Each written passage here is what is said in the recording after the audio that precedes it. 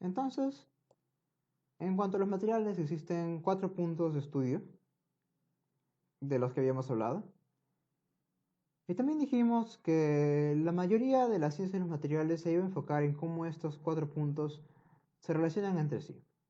Entonces vamos a ver una de las relaciones más importantes, que es la siguiente. El proceso que se realiza a un material, una vez que se ha sintetizado, tiene la capacidad de modificar la estructura del material.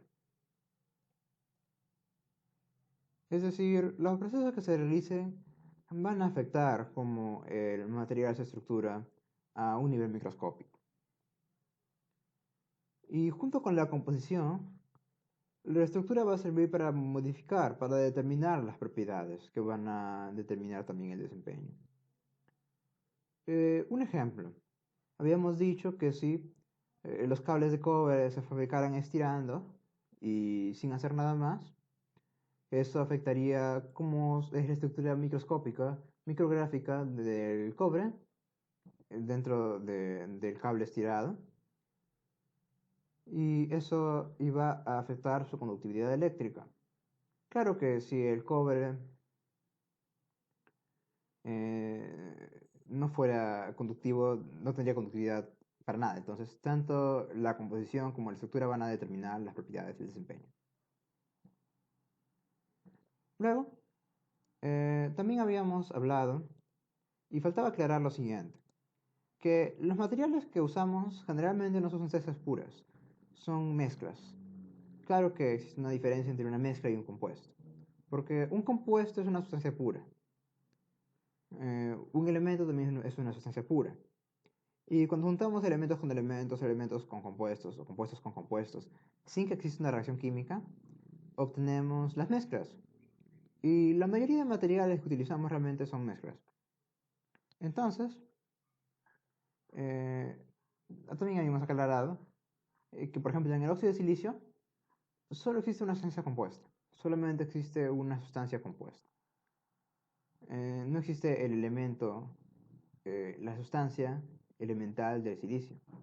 Solamente existe como átomo, pero no como sustancia, porque cuando se combina para formar el compuesto pierde sus propiedades de sustancia. Y bueno, una vez que hemos hablado de la composición, tal vez el paso más natural sería hablar de la estructura. Vamos a hablar sobre la estructura, o mejor dicho, el ordenamiento de los átomos. Vamos a hablar sobre el ordenamiento de los átomos. Movimiento de átomos. Y vamos a explorar lo siguiente. Vamos explorando. Aquí tenemos lo que parece ser un gas monoatómico, que se compone de un solo átomo. Bueno, no de un solo átomo, sino de varios átomos que no están unidos por enlaces y están flotando libremente. Y como podemos ver, aquí realmente no hay un orden. No hay un orden. No hay un orden específico entre ellos. Son libres de recorrer y de colocarse en un lugar que quieran. Tienen libertad absoluta. Y aquí tenemos también algo que está en estado gaseoso, pero esta vez es vapor de agua. Vapor de agua. Claro que una vez que tenemos cosas como agua líquida y en especial hielo, los potes de hidrógeno empiezan a tener más relevancia y empiezan a formarse cristales y ordenamientos más complejos. Pero por ahora esas moléculas de agua también están libres.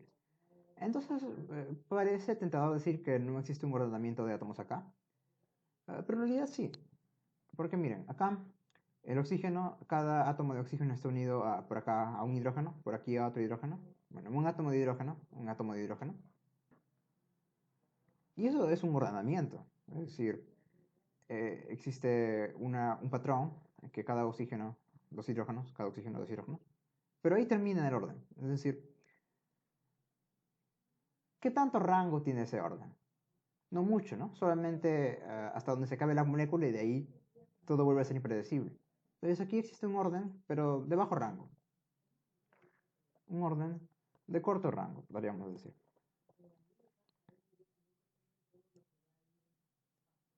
Oh, pero aquí, bueno, aquí hemos resaltado las aristas de este cubo. Porque todas estas bolitas, que podrían ser átomos, por ejemplo, de polonio, porque el polonio se ordena así, existen y se ven muy ordenaditas, ¿no? Se ven muy ordenaditas. Y eso es porque, por ejemplo, este átomo tiene un orden con respecto a este, con respecto a este, con respecto a este, con respecto a este. Y este orden se extiende por un largo volumen. Con respecto a este, con respecto a este, con respecto a este. ¿Y qué tan amplio es este orden? Bueno, podríamos estar micras sin que este orden se rompa. Pero ¿cuánto es una micra? Bueno, una micra es una milésima de milímetro, es decir, si tengo un milímetro y lo divido entre 1000. Y bueno, un milímetro es muy, muy pequeño, entonces podría parecer que una milésima de milímetro es muy poco, pero en realidad una milésima de milímetro a esta escala atómica, un átomo es mucho, mucho, mucho más pequeño que eso. Entonces, ese es un orden, ese es un orden de largo rango, de largo alcance, podríamos decir. Ese orden tiene un largo alcance. Y resulta que la mayoría de materiales se van a estructurar de esta manera. Pero ¿cómo es que podemos entender este orden? Bueno, no vamos a escribir dónde está cada átomo, porque existen eh, billones de átomos dentro de una muestra normal. Y para esto vamos a utilizar dos conceptos. El concepto de una red, o más bien el concepto de una celda unitaria. Y de hecho, estas son dos maneras diferentes en las que podemos entender el mismo fenómeno. Podemos conceptualizar este fenómeno de estas dos maneras. Y de eso vamos a hablar la siguiente vez. Hasta luego.